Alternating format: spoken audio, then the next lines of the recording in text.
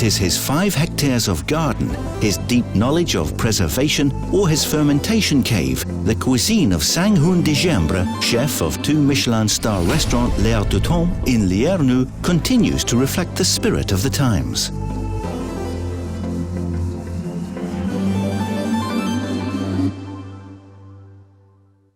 I have 2 questions first for Sang-Hoon. We speak about the garden in a couple of minutes, but first, you told me that you went back to Korea because you are born in Korea, and you lived for 6 years in Korea. So when you first went back to Korea in 2008, what are the souvenirs of the taste you had, the first impact on you? It's really funny because when I just quit the flight, the plane. I just smell, and it smelled like garlic, and it was the first impression when I was go back in Korea. But I was amazed by the taste of food, and mainly all the sauces like jang, gochujang, and doenjang. And yes, just after kimchi was pretty my priority, and I wanted to know how to make it, how to use these Korean techniques to preserve my garden. Yeah. And so the first part of your speech, of your talk, will be about kimchi and about starting from the garden. Yeah. You know, there we see they have picked. There, Yeah. you have that slice. I leave you now explaining all your journey with kimchi because it's quite a long journey. Exactly. First, I met the Korean food in 2008. I was invited by the Korean government, and I discovered the kimchi for the first time. The problem for me about the kimchi is you can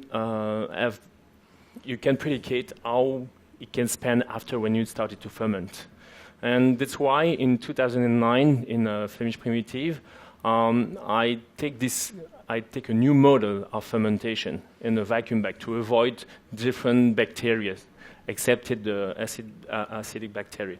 And I wanted to isolate this bacteria to have a perfect kimchi and exactly the same in each time. But after, I imagine, yes, the bacteria is a kind of a part of our local taste. And I wanted to avoid to take other bacteria or selected bacteria. And I wanted to use local bacteria to make them. And from now, I use the natural and the original Korean technique to make kimchi in my restaurant.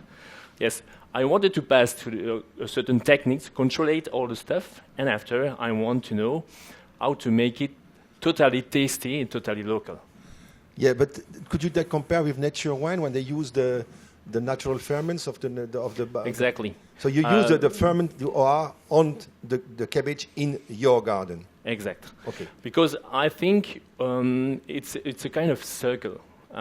You have to know how to make stuff to understand exactly what is spent inside. Yes, at the beginning when you make some wine, you want to control everything, and after you just want to let the nature do. It's the same for kimchi. Yes, kimchi is probably the starting point of our work around fermentation. Fermentation is not a kind of mood; it's a kind of necessity for us. With 5 hectares of garden, with more than 400 varieties of plants, of flowers, fruit, etc. We have too much vegetables at the end of the season, and we have to preserve them to have more vegetables during the winter. Because garden is only 5 or 6 months in a year. And people come in the restaurant and it's a pity. We don't have vegetables in March. Yes, it's a case because we don't have vegetables. It's only seeds. And that's why when we start in December, we have more than 1.5 tons of vegetables in the cellar to feed the guests during the winter season. Mm-hmm. And when you have this kind of amounts of fermented vegetables in the cellar, it's too much. You have to imagine something. And I identify my cuisine like cuisine movement, always in motion. And I think it's the same like season. It's a kind of circle. And imagine fermentation, when you have too much vegetables in your cellar, you have to imagine something new. And something new is a circle.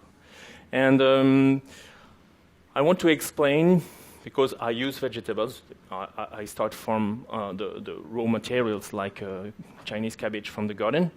We have some scarvita cabbage, it's a purple Chinese cabbage. And we ferment it, always the same, with the same recipe than Korea. And I imagine when you have this cabbage during the winter, you don't want to have always this kind of fermented taste. And you want to have some fresh taste. And when you dip this fermented cabbage in water with some ice cube, you have the original taste, the crunchiness, and you avoid the salt and the acidity. Mm-hmm. It's pretty like the raw material. It's pretty the same. But anyway, kimchi is something fresh. Yes, it is. Because you have acidity. You have acidity, but it's not the freshness of the raw materials. Okay, yeah.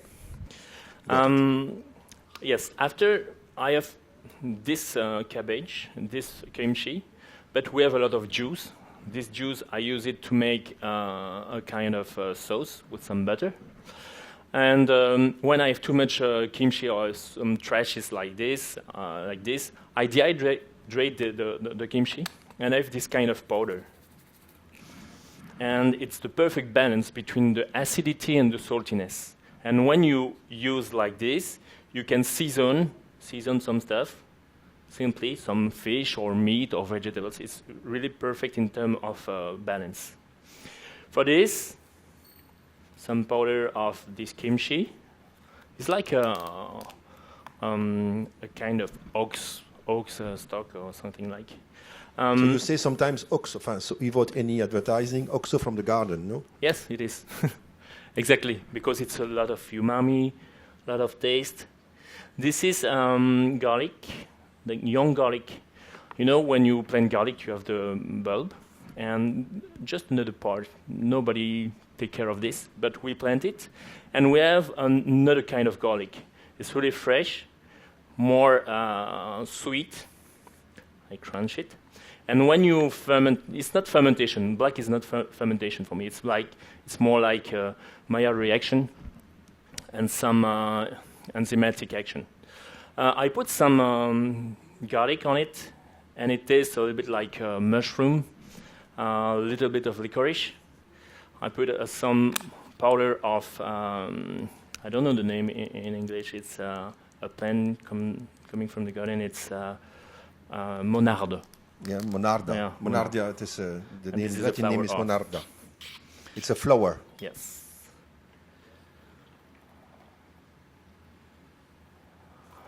That's it. And simply. And that you make in the dining room. Yes, exactly. So in front of the guest. It's part of the we let it for experience. a few minutes to let it infuse. And I have some yellow pepper from the garden. I make some kind of spaghetti. Like this. Or did you just cooked or just yes, roast in the oven? Fresh, roast in the oven and more at 300 degrees for a few seconds, many times. Put in a kind of container to let it rest, and I peel it. Simple like this. And a little bit of monarda flour. Monarda again. What is the taste and the taste, the smell of the monarda? It's one of my favorite herbs. When you put one leaf of this kind of herbs, you have a kind of bouquet garni. You have 10 different tastes like so tarragona. you use in cooking or you use in? Yes, I use to make in a stock or yes. Beginning or at the end? At the beginning, and when I finished my stock, I put few leaves on it and to let infuse. And here is the seeds of so we are now in parsley. what you call black fermentation now. Yes, this is black fermentation. Well, it's not fermentation, you say. Yes. It's enzymatic browning and Maillard. Yes, there is some bacteria who's taking care of this kind of process, but I think it's not the major thing. And that's just as the seed of the parsley. Exactly. When you have the parsley after it's become like a flower, and it's become greens. And that's vacuum, and then 60 degrees for 80 or 90% of humidity, and I let it for 8 or 10 weeks. Oufla. Same for black garlic? For this one, it's less because I want to keep this juicy texture. Okay. It is. And we finish with this broth.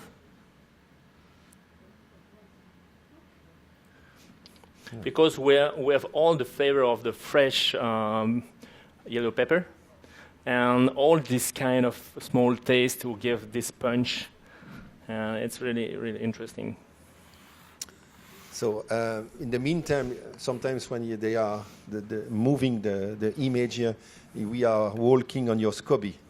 Yeah. So that's another. So we have two subjects more, a bit more on garlic and maybe what you do with your. But I think it's not easy to explain in a few minutes the work of 23 years. But now we work on different fermentation like SCOBY. We don't call it kombucha because we don't use cha, we don't use te, and we call it SCOBY because we use oni, B-E-E. And we use only flowers and herbs from the garden. Oh, yeah. And the taste is really amazing and really fresh, deep to we go straight to the taste. And we use the techniques of ultrasound machine to extract the flavor. That's also, you went very fast on this, but I think you were the first in Belgium to use ultrasound, no? Yes, it's thanks to Bernard Laus to give me this opportunity to study on ultrasound machine.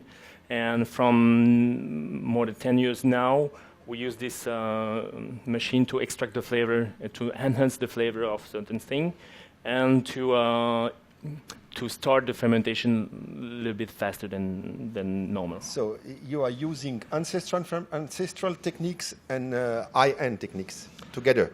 Yes. I think tradition is one thing. It's really necessary to have this tradition to understand taste or sensation or emotion. But we need some technology to give this tradition in a kind of modernity. For me, it's we are chefs. We are there for that, to give a kind of kick to tradition. Yeah, I have many questions, so we'll need to stop. But we have 1 minute left, or a bit more. So, what is the most important for you now? Is the garden the most important? What are you doing there?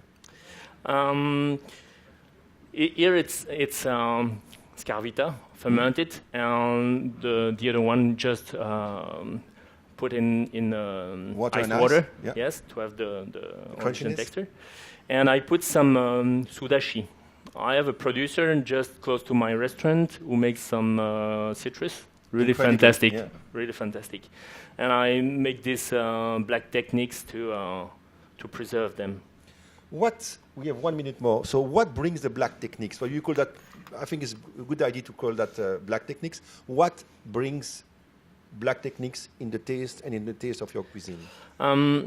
It changed the taste of the product. It's a kind of concentration, like réaction de Maillard. When you cook a meat, it's not the taste of meat, but it's the taste of the crust.